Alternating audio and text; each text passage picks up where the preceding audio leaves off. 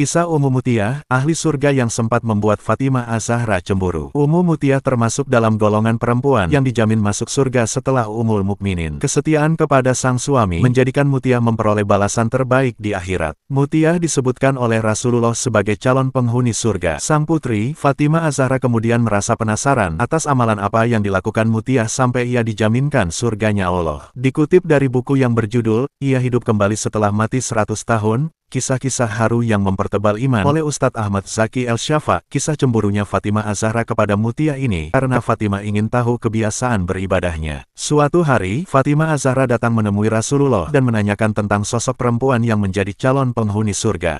Melihat kedatangan Fatimah, Rasul pun menyambut dengan gembira. "Ada apakah gerangan putriku sehingga datang menemuiku?" tanya Rasulullah. "Wahai ayahanda, siapakah calon penghuni surga?" tanya Fatimah. Sambil tersenyum, Rasul menjawab, "Calon penghuni surga itu adalah Mutiyah." Mendengar jawaban Rasul itu, Fatimah pun sedih. Namun, Rasul segera menghiburnya dan mengabarkan bahwa putrinya itu akan selalu bersamanya di surga nanti. Mendengar hal itu, bergembiralah Fatimah. Namun, ia penasaran dengan jawaban Rasulullah tentang Mutiyah yang akan menjadi calon penghuni surga. Gerangan apakah yang membuat Mutiyah layak mendapatkan balasan kehormatan itu? Suatu hari, Fatimah bersama Hasan putranya datang berkunjung ke rumah Mutiyah. Dari balik pintu, Fatimah memberi salam dan dijawab oleh Mutiyah. Lalu Mutiyah bertanya, "Siapakah itu?" Fatimah menjawab, "Saya, Fatimah bersama anak saya, Hasan." Mendengar hal itu, Mutiyah pun senang. "Alangkah senangnya menerima kedatangan putri dari seorang yang mulia," jawab Mutiyah. "Tapi mohon maaf, bisakah engkau datang besok karena saya belum dapat izin dari suami saya untuk menerima Hasan," tambah Mutiyah.